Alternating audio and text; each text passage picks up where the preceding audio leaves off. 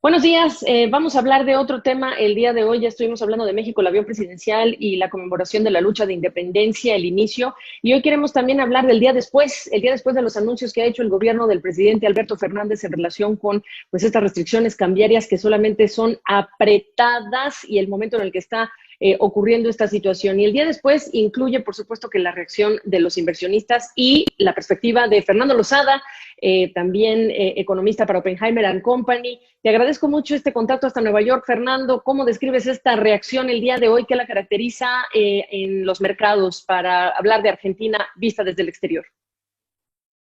¿Cómo estás, Gabriela? La reacción inicial del mercado, de acuerdo a lo esperado, ha sido mala. Los precios de los bonos han caído y todavía no sabemos cómo a dónde se va a estacionar el valor del tipo de cambio paralelo, pero las primeras indicaciones sugieren que se va a depreciar en forma importante con respecto a los niveles de los últimos días. Sería bueno que le explicáramos a la gente qué consiste. Yo hice un timeline por Twitter, pero no me animo a describirlo hasta que no hablemos directamente contigo de lo que representa para los viajeros y para las empresas y para los consumidores, por supuesto, en cuanto al cupo. Mira, empecemos por el principio. El Banco Central informa que tiene un poco más de 42 mil millones de dólares de reservas internacionales. Sin embargo, ese número contiene algunas cosas que hay que eliminar para tener una idea más certera de cuántos son los recursos con los que cuenta el Banco Central. Por ejemplo, de esos 42 mil, hay cerca de 20 mil que son swaps con China y con el Banco de Basilea. Eso hay que restarlo para tener una idea concreta de cuántos dólares realmente tiene el Banco Central. Hay cerca de 10 mil millones de dólares que son lo que se llama encajes en Argentina. Son los depósitos regulatorios de bancos locales que reciben depósitos en dólares de los ahorristas. Eso también hay que restarlo. Si tú restas todo esto, te quedas con más o menos unos 7 mil millones de dólares. Y si quieres calcular las reservas realmente líquidas, también le tiene que sacar los derechos especiales de giro que Argentina tiene con el Fondo Monetario Internacional y el oro. Es decir, que los dólares contantes y sonantes que tiene el Banco Central son menos de 2 mil millones de dólares. Ahora bien, el Banco Central en las últimas semanas había decidido venderle hasta $200 por mes a los ahorristas locales. Esto es lo que se llama el dólar ahorro en Argentina. Es decir, que si tú quieres comprar dólares, puedes ir al Banco Central con tu documento y le dices, quiero mis 200, el Banco Central te los vende al tipo de cambio oficial más un impuesto de 30%, que es lo que se llama el impuesto solidario. Así que los que compraban dólar ahorro pagaban alrededor de 100 pesos por dólar. Esta es la explicación principal para la caída de las reservas de las últimas semanas. No hay que olvidarse que Argentina en este momento, como las importaciones cayeron tanto, tiene superávit comercial y además la gente no viaja por el tema de la pandemia. Así que aún en estas condiciones, Argentina estaba perdiendo reservas, fundamentalmente por el tema del dólar ahorro. Entonces, ¿qué hizo el gobierno? Ayer a la noche, el Banco Central dijo, bueno, tenemos que cerrar esta canilla, porque estamos perdiendo demasiado dinero. Eh, Implementaron varias medidas. En primer lugar, le impusieron al dólar ahorro un impuesto adicional de 35%, es decir, que si tú quieres comprar dólares ahora en la ventanilla del Banco Central, te van a costar cerca de 130 y pico de pesos. Con esto intentan desincentivar la demanda por dólares y además de eso, implementaron una medida que yo creo es mucho más costosa, potencialmente mucho más peligrosa, y es que a todas las empresas locales que tienen deuda en dólares, les han dicho, señores, lo lamentamos mucho, pero como hay escasez de dólares, ustedes van a tener que ir a hablar con sus acreedores y decirles que van a tener que reestructurar, que tenga pagos por más de $1 millón por mes, va a tener que decirle a sus acreedores, el Banco Central solamente nos vende hasta 40% de lo que les tenemos que pagar a ustedes, el resto nos tenemos que sentar a conversar y reestructurar nuestras obligaciones.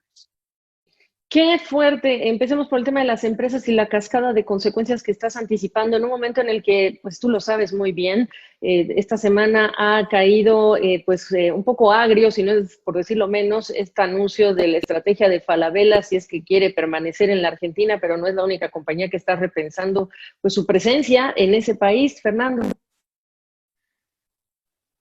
Mira, yo creo que esto va a generar un aumento muy pronunciado en el costo de financiamiento para empresas locales. Y esto es muy malo y muy peligroso justamente en un momento en el que Argentina necesita mucha inversión para salir de la recesión tan profunda que va a tener este año. Se espera que el PIB este año se contraiga en más del 10%. En el presupuesto del año próximo, que el gobierno posiblemente va a presentar hoy, se espera que el PIB rebote durante el año 2021 más del 5%, pero para que eso ocurra tiene que haber aumento en el stock de capital, tiene que haber inversión. Estas medidas yo creo que van exactamente en la dirección contraria. Por eso creo yo que son muy, muy, muy peligrosas. Se exacerba o se exacerbaría la desconfianza y por lo tanto, pues la mayor, digamos en la psique, la mayor demanda para buscar dólares, pero no necesariamente estás hablando de la oferta, solo estás hablando de que se subraya mayor demanda, ¿no es así? Sin ninguna duda, Gabriela, tú has dado en el clavo. Mira, hasta hace 2 o 3 semanas el gobierno nos decía, tranquilícense, una vez que se cierre la reestructura de la deuda, la demanda por dólares va a caer, estamos tranquilizando a la economía, etcétera, etcétera. Yo creo que no hay nada más lejano de la realidad, y creo que el gobierno ha tenido un error fenomenal de diagnóstico. Lo que está ocurriendo aquí es algo que ya hemos hablado en tu programa en el pasado. Argentina tiene un desequilibrio fiscal enorme, monumental. Este año el déficit fiscal va a aproximarse al 10% del PIB. Eh, Al mismo tiempo, Argentina no tiene acceso a los mercados de capitales. Y los montos que ha recibido de organismos multilaterales, que obviamente no incluyen al fondo durante este año, son reducidos. Al gobierno solo le queda el mercado local de deuda para financiarse, pero ese mercado no es lo suficientemente grande. Entonces tiene que emitir pesos para cubrir esta brecha de financiamiento. Cerca del 80% del déficit fiscal se estima que se cubrió con emisión monetaria. Ahora bien, imagínate que tú eres una persona viviendo en Argentina. Hay una oferta enorme de pesos. Tú sabes que esta oferta enorme de pesos eventualmente se va a transformar en más inflación y en depreciación cambiaria. Es obvio que esta oferta excedente de pesos se va a transformar en una demanda excedente de dólares. Todo el mundo va a querer cubrirse de lo que va a pasar en el futuro. Hasta tanto este desequilibrio fiscal no se cubra, el problema no se va a poder resolver con estas medidas de controles como las que se anunciaron ayer. El problema es mucho más fundamental y creo que va a llevar mucho tiempo y una reforma del sistema pensional, del Estado, etcétera. Reformas estructurales muy profundas que van a llevar tiempo hasta que tengamos una solución sostenible. Mira, y pocas veces Fernando Lozada las hace subrayando así, incorporándose y haciéndose hacia adelante para decir sostenible como una de las características indispensables del futuro. Oye, Fernando, bueno, contarte y preguntarte también. Yo estaba hablando de Falabella, pero la prensa argentina ya está hablando también de la cantidad de compañías que tienen intención de dejar Argentina. Y yo te quiero preguntar, ¿llevas la cuenta? ¿Qué representa en términos de empleo, etcétera? Mira, Falabella ha sido simplemente la punta del iceberg, pero no hay que olvidarse que aerolíneas muy importantes han decidido que ya van a dejar de viajar a Argentina. Otras aerolíneas están reduciendo, no se van, pero reducen el número de vuelos. Y empresas en diferentes sectores han dicho que se van, en el sector farmacéutico, en el sector de metal mecánico. Es decir, que este es un fenómeno muy generalizado. Todavía es muy prematuro determinar cuál va a ser el número final, el número mágico de nivel de empleo. Pero aquí la realidad es que, como lo dijimos hace un instante, lo que falta es inversión. Estas medidas que el gobierno está implementando no fomentan la inversión privada, todo lo contrario. Y yo te diría que no fomentan la inversión privada, no solamente de empresas extranjeras, sino tampoco de empresas domésticas. No solamente hay que esperar que, lo que resulte de esto es una caída en inversión extranjera directa, por ejemplo, sino también en reticencia por parte de empresarios locales Claro. en poner su dinero dentro del país. Así que la situación yo creo que es delicada, va a requerir un replanteo de política. Otra cuestión que yo creo es preocupante es la señal implícita que sugiere lo que ocurrió ayer, porque este domingo que pasó, el ministro de Economía, Guzmán, se había publicado una entrevista muy extensa en uno de los principales periódicos del país, donde él fue muy terminante diciendo que no iba a haber ningún control adicional al mercado cambiario, que no iba a haber ningún cambio. La viceministra había dicho lo mismo después, sin embargo, el martes se anunció esto. Esto está sugiriendo que hay problemas en términos de coordinación de política económica entre el Ministerio de Economía y el Banco Central, y eso tampoco es bueno. Y no es la primera vez, incluso en los tiempos de Macri también empezábamos a ver este tipo de tema y sigue siendo un tema recurrente en la Argentina, como lo es, y yo estaba esperando terminar mi entrevista con esta pregunta, pero pues de una vez la pongo, como lo es también el asunto de los mensajes encontrados o contrarios. Alberto Fernández, por ahí me encontré en redes sociales una entrevista que le hicieron en un foro de Clarín, del periódico Clarín, en el que hablaba él de lo malo que resultaba pues los controles cambiarios, el cepo, etcétera, que se activaron en tiempos de Cristina Fernández de Kirchner, luego llegó Macri y ahora está él como presidente. Pero preguntarte, ¿cuál es la obsesión de aplicar esta misma medicina que es los controles, el cepo? ¿Qué la lección de la historia argentina, solamente, y hablo de Argentina o incluso otras, no demuestran que es contraproducente? ¿No hay suficiente lección histórica para decir esta no es la mejor manera de resolver el problema, de hecho es peor que la enfermedad? Estás, como se dice por acá, predicándole al que ya está convencido. Yo no tengo ninguna duda que han habido infinidad de episodios históricos y de evidencia empírica en contra de estas medidas. Sin embargo, una vez más, lo que Argentina requiere es un cambio de política costoso para la clase política local, que es reducir el erario, reducir el tamaño del sector público. Estas cosas toman tiempo, son políticamente costosas, y yo creo que la única alternativa que le va a quedar a Argentina es que estas políticas se implementen como resultado de una gran coalición política que incluya a diferentes sectores. Esto no lo puede hacer el peronismo aislado o el centro derecha aislado. Creo que por este camino las cosas no van a funcionar.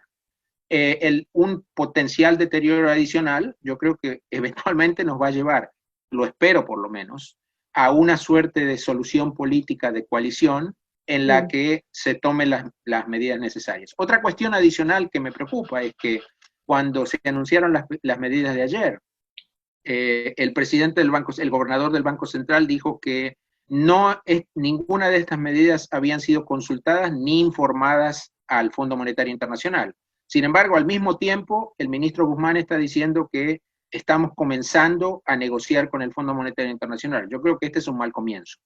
Eso es lo que yo te iba a preguntar, mi siguiente pregunta, ¿cómo lo estará viendo desde Washington Cristalina Georgieva? Y bueno, con el antecedente que tú sabes, ¿no? Y lo que ha sucedido en la era Macri, que también empezó por el Banco Central y toda la enorme desconfianza y la mala coordinación que hubo incluso en el mensaje de las autoridades. ¿Qué estás esperando sea la reacción del FMI? Porque Cristalina Georgieva ha dicho que son tiempos distintos, que hay que ser flexibles, pero pues esta es la misma receta, otra vez lo estamos viendo.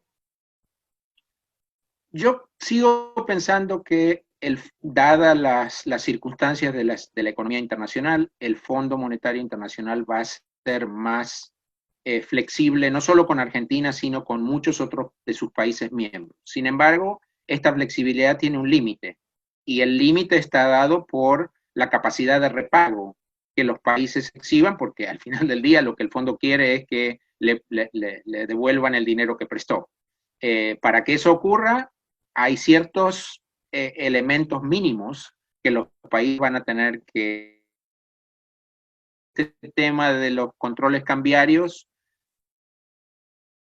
no me parece que el Fondo Monetario lo vaya a bendecir, sobre todo con una perspectiva más permanente. Quizás como una cuestión de muy corto plazo, muy corto plazo, pueden dar la luz verde, pero me parece que esta es una política que eventualmente va a tener que ser abandonada.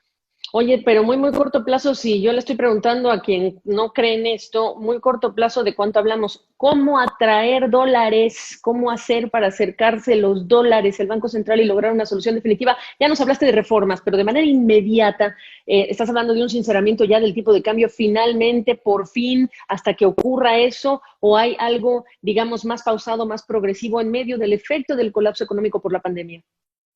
Hace muchos años que me dedico a esto y he aprendido en mi carrera que lo difícil más es aventurarse a pronosticar a dónde va a estar el tipo de cambio en 2 semanas, en un mes o en 3 meses. Lo que sí te puedo decir es que aquí hay un desequilibrio fundamental, un desequilibrio de base que es el problema fiscal. Y dado que ese desequilibrio no va a desaparecer en el corto plazo, las presiones sobre el tipo de cambio tampoco van a desaparecer. Lo que yo te diría es, sin jugarme a darte un número, es que las presiones devaluatorias, depreciatorias sobre el tipo de cambio son algo que van a estar con nosotros durante el futuro cercano. Pues ahí lo tienen. Qué jornada tan difícil para los empresarios y los argentinos encima de todo lo que ya representa la pandemia y el desafío del colapso económico. Qué bueno tenerte, como siempre, aquí en este espacio. Fernando, te mandamos un abrazo. Gracias por el análisis. Un placer, Gabriela, como siempre.